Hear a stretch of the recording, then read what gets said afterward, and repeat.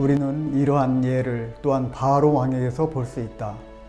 출애굽기를 보면 하나님께서 마치 이집트의 왕 바로의 마음을 완고하게 만드신 것처럼 보인다. 그래서 바로 왕이 이스라엘 백성을 놓아주지 않고 10가지 재앙을 만나고 마침내는 전 이집트 군대를 홍해에 수장시키게 되는 것 같다. 그러나 실상은 하나님께서 바로의 마음을 완강하게 만드신 것이 아니다. 바로 왕은 이스라엘 백성을 노예로 부리는 것에 이미 너무나도 익숙해져 있었다. 노예의 유익함과 편리함을 잘 알고 있었고 충분히 누리고 있었다. 실로 60만 명이나 되는 장정들을 값없이 마음대로 부릴 수 있다는 것과 그 부녀자들을 자신들의 종으로 쓸 수 있다는 것은 참으로 엄청난 국가의 재산이었다. 이는 노예 제도의 이익과 편리함으로 인해 남북 전쟁까지도 불사했던 미국의 예를 보아도 쉽게 알 수 있는 일이다. 때문에 당시 이스라엘 백성을 놓지 않으려 했던 바로 왕의 완고함은 오히려 지극히 당연한 것이었다. 게다가 바로는 당시의 최강대국이었던 이집트의 왕이었다. 그러한 그가 자신의 자존심을 꺾고 종으로 부리던 이스라엘 백성을 외부의 압력에 굴복하여 놓아준다는 것은 더더욱 생각조차 할 수 없는 일이었다. 그러므로 이러한 여러 가지 조건들로 인해 바로 왕이 가야 하는 길은 이미 예견되어 있었다. 그의 마음은 9번의 재앙에도 변할 수 없었다. 어쩌면 10번째 재앙도 다른 재앙이었다면 그는 여전히 고집을 꺾지 않았을 것이다. 그러나 그 10번째 재앙은 큰 아들의 죽음이었다.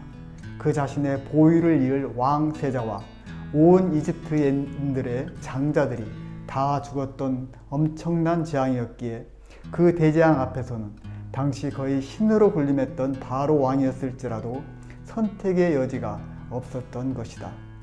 그는 거의 혼비백산하여 쫓아내다시피 이스라엘 백성들을 내보냈다. 이처럼 왕으로서의 자존심이 상한 채 하나님의 능력에 굴복하여 어쩔 수 없이 이스라엘 백성을 내보냈던 바로 왕은 결코 진심으로 이스라엘 백성을 보내주는 것에 동의한 적이 없었다. 이러한 사실은 이스라엘 백성이 제사를 드리고 돌아오는 것이 아니라 도망쳤다는 소식을 들었을 때 즉각 나타난다. 바로와 그의 백성들은 후회하며 말한다. 우리에게 종살이하던 이스라엘 백성을 이렇게 풀어놓아 보내다니 어쩌자고 이렇게 하였는가. 이어 바로 왕은 600승의 병거와 모든 정예 부대를 거느리고 이스라엘의 뒤를 쫓는다. 그리고 마침내 홍해에서 모두 수장되는 최후를 맞게 된다. 이처럼 바로 왕의 정착력도 마치 운명처럼 결정되었는데 이는 그가 노예로 부리고 있었던 이스라엘 백성에 대한 생각, 그리고 당시 최고로 강성했던 나라의 왕으로서 가지고 있었던 자존심과 우월감 등이 그의 나라를 거의 망하는 지경으로 몰아가는 길을 선택할 수밖에 없도록 이끌었던 것이다. 물론 하나님께서는 이러한 바로 왕의 완악함을 이미 아셨기에 내가 바로의 마음을 강팍케 하고 나의 표징과 나의 이적을 애굽 땅에 많이 행하리라고 말씀하셨던 것이며, 이는 결코 하나님께서 바로의 마음을 조작하셨다는 의미가 아닌 것이다. 이러한 사실은 이스라엘과의 전쟁에서 빼앗은 하나님의 언약궤로 말미암아 재앙을 당해 금독종 5과 금지 5의 형상을 만들어 하나님께 속건제로 드리고자 했던 팔레스타인 제사장들과 복술자들의 말을 통해서 엿볼 수 있다. 그들은 말했다. 그러므로 너희는 너의 독종의 형상과 땅을 해롭게 하는 쥐의 형상을 만들어 이스라엘 신께 영화를 돌리라. 그가 혹 그 손을 너희와 너희 신들과 너희 땅에서 경하게 하실까 하노라. 애굽인과 바로가 그 마음을 강팍케 한 것과 같이 어찌하여 너희가 그 마음을 강팍케 하겠느냐. 그가 그들 중에서 기이하게 행한 후에 그들이 백성을 가게 함으로 백성이 떠나지 아니하였느냐. 이처럼 바로 왕과 이집트인들은 노예로 인한 유익과 자존심 때문에 그들 스스로 마음을 완고하게 한 것이다. 이에 하나님께서는 가룟 유다와 같이 돌이키지 않을 바로의 완강한 마음을 이미 아셨기에 그가 선택하게 될 그 필연의 길을 마치 운명처럼 미리 모세에게 말씀하신 것이다. 이러한 필연은 사실 우리 모두의 삶에 깊이 연관되어 있기에 우리가 일상에서 늘 만나고 대하는 것이다.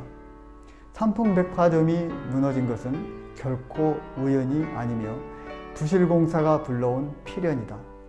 한 건물이 무너지지 않고 서 있기 위한 조건을 무시하고 돈을 위해 적합하고 필요한 강도의 재료들을 쓰지 않았을 때 그 건물은 반드시 무너지게 되어 있다. 그러한 건물이 서 있기를 바라는 것은 마치 모래 위에 집을 짓고 무너지지 않기만을 바라는 어리석음과 같다. 비가 내리고 바람이 불어 물이 불어나면 그 집은 100% 무너지는 것이다. 그럼에도 비가 내리기 전까지 우리는 그 건물이 서 있는 것을 당연하게 생각한다. 그리고 비가 내려 건물이 무너졌을 때 참 운이 없어서 혹은 재수가 없어서 라는 우연이나 운명으로 돌린다. 하지만 사실 그 건물은 서 있는 것이 아닌 것이다. 비와 바람이라는 조건이 주어지게 되면 무너질 수밖에 없기에 다만 시간의 문제일 뿐 그 건물이 서 있다는 것은 잠시 동안의 허상일 뿐인 것이다. 부실공사로 지어진 건물은 하나님의 자연의 법칙을 간신히 충족시킨 것이기에 겨우 버티고 있는 건물의 강도가 타격을 입게 되면 그 무너짐을 피할 길이 없다. 눈이 와서 쌓이면 그 눈의 무게가 겨우 버티고 있는 건물을 무너뜨릴 수 있는 조건이 되기에 눈에 의해 건물이 무너지는 것은 때때로 일어나는 일이다. 그럼에도 우리는 이러한 일들을 눈이 오지 않았더라면 이라는 요행이나 운으로 돌린다. 그러나 그 건물은 이미 무너질 조건을 안고 있었던 것으로 그 무너짐은 다만 시간상의 문제일 뿐인 것이다. 하나님의 자연 법칙은 모든 건물에 공평하게 적용된다. 결코 하나님께서 각 건물에 개입하셔서 어느 건물은 무너지게 하시고 어느 건물은 서 있게 하시는 것이 아니다. 마찬가지로 하나님께서는 사람의 마음을 조작하시거나 강제하지 않으신다. 인생의 발걸음은 우리의 선택에 달려 있으며 모든 인생의 일들은 하나님께서 정하신 법과 원칙 위에서 공평하게 작용한다. 이러한 하나님의 법과 원칙은 하나님의 성품이 반영된 것이기에 선하며 변치 않는 것이기에 진리라 부른다.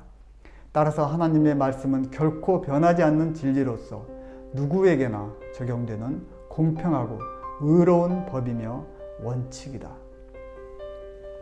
성경은 돈을 사랑함이 일만하게 뿌리가 되나니 이것을 사모하는 자들이 미혹을 받아 믿음에서 떠나 많은 근심으로 자기를 찔렀느니라 라고 말씀하고 있다.